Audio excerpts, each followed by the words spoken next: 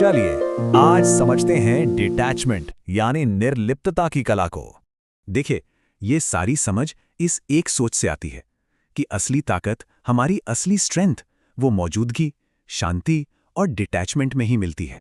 कभी सोचा है, एक मुश्किल बातचीत हो, किसी का जवाब देर से आए या कोई रिजल्ट हमारी उम्मीद के मुताबिक ना हो, कैसे ये चीजें हमारी मन की शांति पर इतना असर डाल देती हैं? आखिर क्यों इन छोटी छोटी बातों में इतनी ताकत होती है कि वो हमारा सुकून छीन लेती हैं? तो इसका जवाब वो छिपा है हमारे जुड़ाव में, जिसे हम कहते हैं अटैचमेंट। अक्सर क्या होता है, हमें लगता है कि हमारी परेशानी का कारण हमारे हालात हैं, लेकिन असली जड़ वो हालात नहीं होते। असली जड़ है उन हालातों, उन लोगों या उन नतीजों से हमारा गहरा जुड़ाव।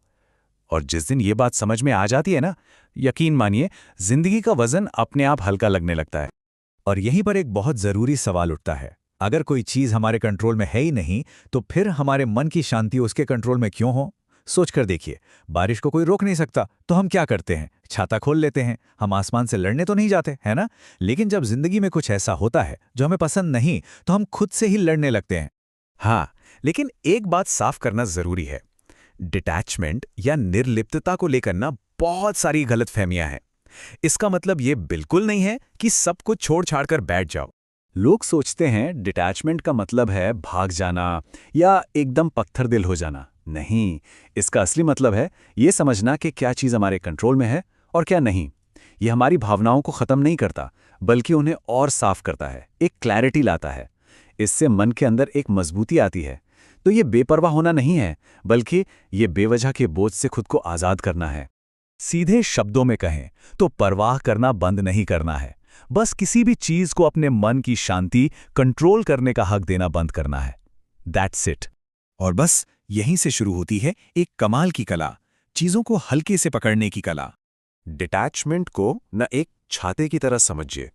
अब छाता बारिश को तो नहीं रोक सकता, है ना?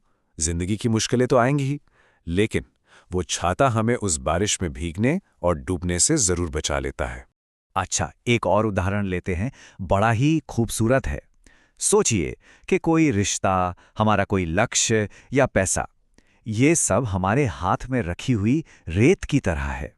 अब अगर हम उस रेत को अपनी मुट्ठी में जोर से कसकर पकड़ने की कोशिश करें, तो क्या होगा? सबक बहुत सीधा है। हम जितनी जोर से अपनी मुट्ठी भींचेंगे, रेत उतनी ही तेजी से हमारी उंगलियों के बीच से फिसल जाएगी। लेकिन अगर हम अपनी हथेली को खुला रखें, तो रेत वहीं टिकी रहती है। तो डिटैचमेंट का मतलब छोड़ना नहीं है, इसका मतलब है अपनी हथेली को खोल देना। और ऐसा करने से कोई इमोशनल नहीं हो जाता, बल्कि मन में एक क्लैरिटी, एक स्पष्टता आती है। जब कोई इंसान डिटैच्ड होता है ना, तो उसके फैसले डर से नहीं, समझदारी से आते हैं। वो बिना किसी प्रेशर के अपना बेस्ट दे पाता है। हर छोटी मोटी बात पर रिएक्ट करना बंद हो जाता है। और इससे जो सेल्फ रिस्पेक्ट बनती है ना, वो इंसान को अंदर से सच में मजबूत बनाती है। तो ये बात समझना बहुत जरूरी है, डिटैचमेंट किसी को ठंडा या बेपरवाह नहीं बनाता। ये मन को साफ और सोच को स्पष्ट बनाता है। सारी उलझनें धीरे धीरे कम होने लगती हैं। तो अब सवाल आता है कि सोच को अपनी रोज की जिंदगी में कैसे लाया जाए, कैसे इस बहाव में रहकर भी आजादी पाई जाए। इसके लिए 3 सीधी सी बातें हैं। पहली, हमारा लक्ष्य होना चाहिए कि हम जिंदगी को पूरी तरह से जिएं, लेकिन किसी भी चीज को कसकर ना पकड़ें। दूसरी, अपनी सेल्फ वर्थ, अपनी कीमत को किसी नतीजे या आउटकम से अलग रखें। और तीसरी और सबसे जरूरी बात, ये कोई एक दिन की एक्सरसाइज नहीं है, ये जीने का एक तरीका है जिसे लगातार प्रैक्टिस करना होता है।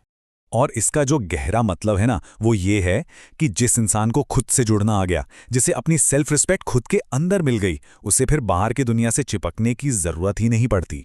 असली ताकत तो अंदर से ही आती है।